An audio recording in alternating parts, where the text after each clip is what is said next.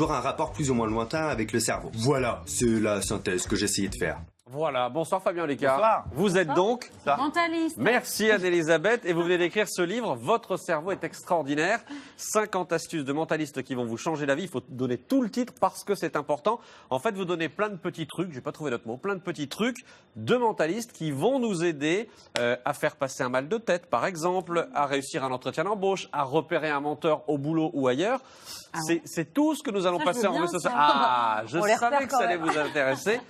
D'abord, une précision importante, ça n'est pas de la magie. Alors, ce n'est pas de la magie, même si des fois on trouve des expériences qui sont faites pour bluffer. Donc, on pourrait dire que là, c'est un trucage de magie. Mais ce qui est bien, c'est que sur ces expériences-là, on peut s'entraîner à faire des choses de mentaliste tout en étant sûr d'avoir un résultat à la fin. Voilà, c'est plus pour s'entraîner. C'est ce que vous allez nous montrer. On va faire quelques expériences, mais simplement, ça n'est pas de la magie, mais c'est par la magie que vous êtes arrivé, vous, au mentalisme. Et oui, c'est alors vraiment tout petit, j'ai découvert le monde de la magie. Et il y a un truc qui est passionnant, c'est qu'il y a le détournement d'attention, il y a la gestion du public, il y a la gestion de la vérité, de la temporalité dans la magie. Les magiciens, ils maîtrisent très bien tout ça. Et c'est de là que ça m'a fait découvrir le mentalisme, qui était une branche comme ça, un petit peu éloignée. Alors, on a prévu plein de petites expériences ce soir. La première, ça vous dit ? On essaie de jouer aux cartes. De jouer aux vous allez cartes. perdre. On va perdre, ça c'est sûr. Vous choisissez qui vous voulez autour de la table pour jouer avec vous. D'accord. Anne-Sophie ? Allez, au hasard. Parti. Vous êtes la plus loin. Je me permets de mélanger. Allez-y, allez-y, C'est pas allez-y. mon jeu, mais vous mettez le. c'est pas Alors, mal. je vous fais voir qu'elles sont bien différentes quand Ouais. même Ouais. si c'est les vôtres. On vous fait confiance ou pas ? Oui, oui, bah, bien sûr. Vous mettez le doigt sur la carte qui vous fait plaisir. Et alors, sur celle-ci, Ouais. vous allez la prendre, mais vous n'allez pas la regarder tout de suite. D'abord, vous la mettez contre vous. Ça marche ? Vous la mettez contre vous. Comme ça, on est sûr que je ne vois pas. Maintenant, vous la regardez et vous la replacez encore une fois face en bas. D'accord. C'est bon ? Ouais, c'est bon. Ok, on est sûr que je puisse pas la connaître comme ça. On va faire une première chose, faut que vous puissiez jouer le jeu mentalement. Si votre carte est rouge, vous pensez à un soleil très lumineux. Et si la carte est noire, vous pensez à un jardin en pleine nuit noire. Donc soit le soleil, soit la nuit. Voilà, alors là, il y a quelque chose, soit je vous trouble, soit c'est du soleil, parce qu'il y a la pupille qui se rétracte, donc c'est une carte rouge, c'est correct ? Ouais. Ok, on va plus loin ? On essaye d'aller plus Troublez loin. pas, c'est le soleil. Bah oui, ça aurait été magnifique hein, pour moi, mais c'était pas le cas. Ça aurait été drôle. On va essayer avec la famille. Qu'est-ce qu'on peut faire avec la famille Si c'est du cœur, pensez à un moment de votre vie joyeux. Si c'est du carreau, vous pensez à un moment de votre vie un peu plus triste. Je vous laisse vous remémorer le moment qui correspond à votre carte. On est plutôt sur de la joie, parce qu'on a les lèvres qui remontent. On a un petit sourire de Duchesne ici. Donc c'est du cœur, c'est correct ? Du cœur. Ok. Et on va terminer pour la valeur. Je vais vous dire toutes les cartes de l'as au roi. Quand vous entendez la vôtre, vous dites stop dans votre tête. Pas, pas là, parce que sinon ça fait un bon indice quand même. Ouais, hein. bah oui. Juste dans C'est votre mieux esprit. qu'un indice en bas de Merci carte. Anne-Elisabeth. Alors ça peut être As, 2, 3, 4, 5, 6, 7, 8, 9, 10, valet, dame, roi, As. Donc vous avez décroché au niveau du 10. J'hésite entre le 7 et le 9. Du coup, je dirais merci le 7. Oui, bravo. C'est Vous avez un peu hallucinant. enfumé sur la fin pour Elle avoir a un... décroché, c'est-à-dire elle a décroché à partir du 10. Elle était plus intéressée. Et vous, ça, vous l'avez vu? Oui.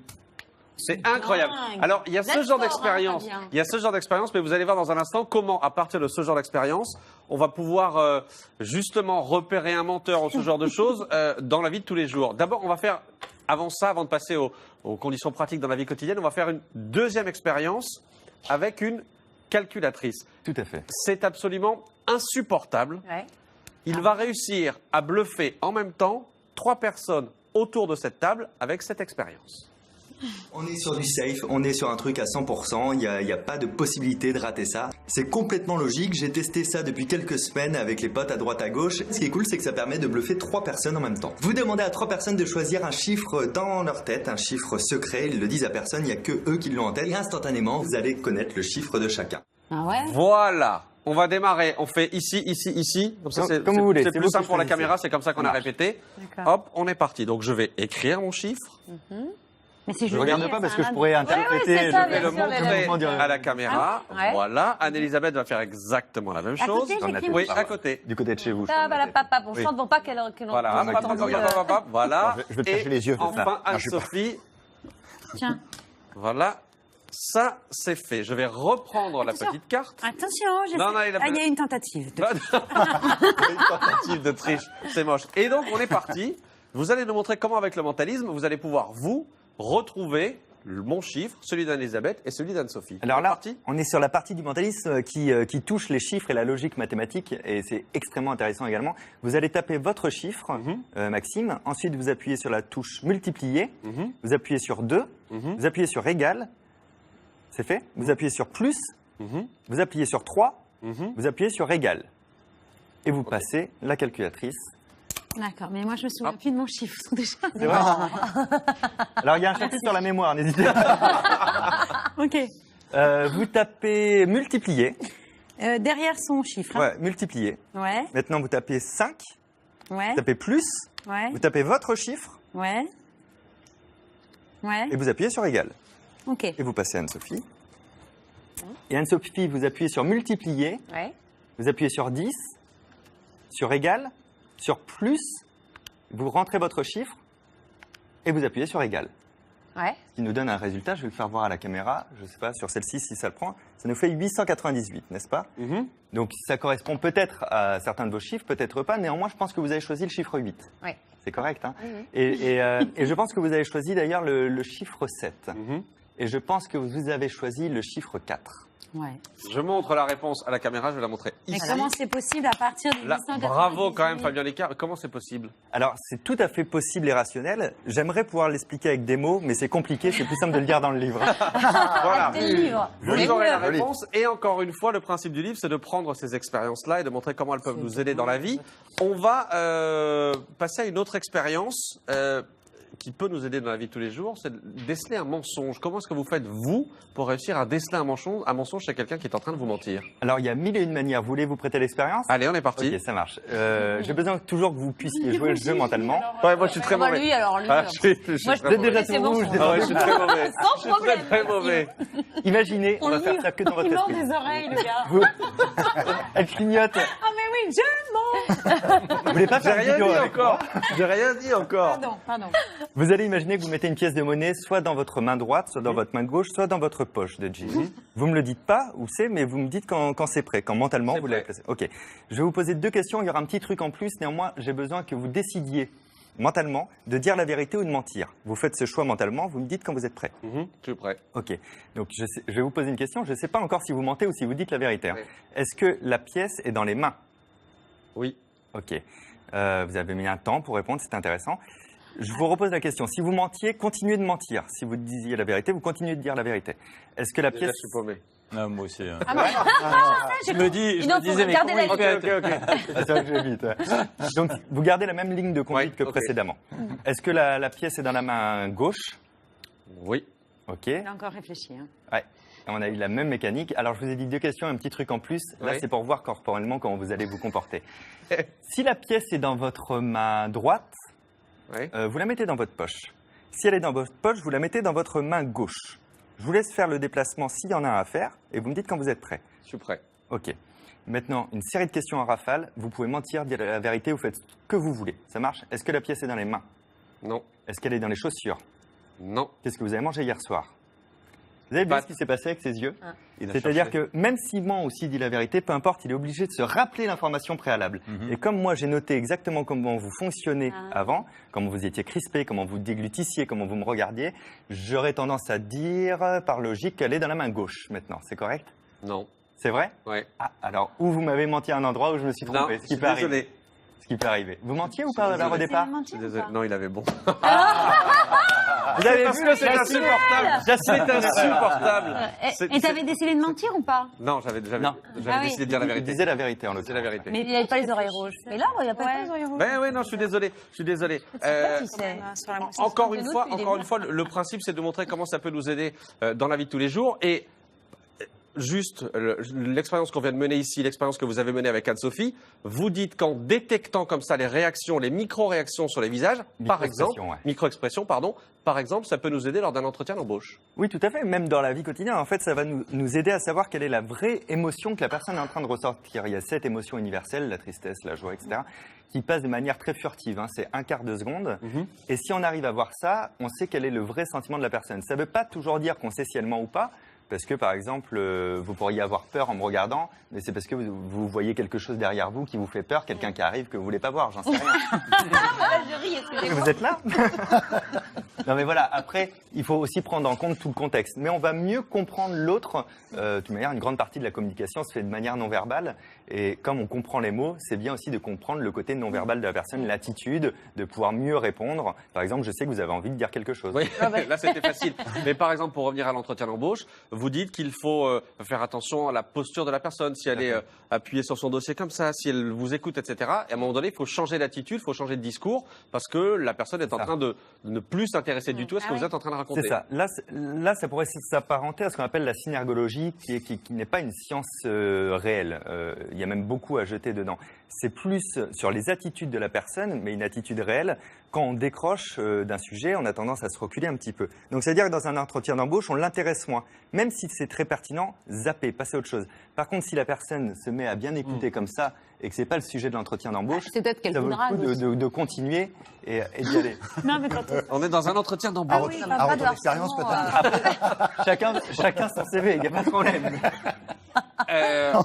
Ces micro-expressions, comme vous dites, vous en parlez dans le livre ici, vous Oui, en parlez je les aussi détaille. dans toutes les vidéos que vous avez créées sur YouTube. Une vidéo par jour l'année dernière. Oui, c'est vrai. Vous avez continué depuis et vous parlez donc de ces micro-expressions. Je me suis dit qu'on allait parler des micro-expressions incontrôlées, celles qui passent très furtivement, celles qu'on ne maîtrise pas consciemment et qui donnent donc des indications non verbales sur ce qu'on ressent. Si vous arrivez à la détecter, vous savez ce que pense réellement la personne au moment où elle vous parle. Le dégoût avec cette partie-là qui commence à remonter légèrement, toujours la lèvre supérieure qui remonte.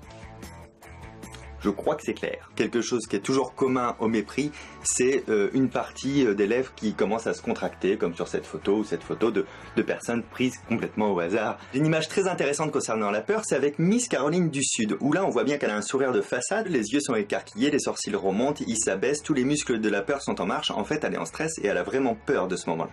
Bernard, vous faites attention à vos micro-expressions à l'antenne ou pas du tout?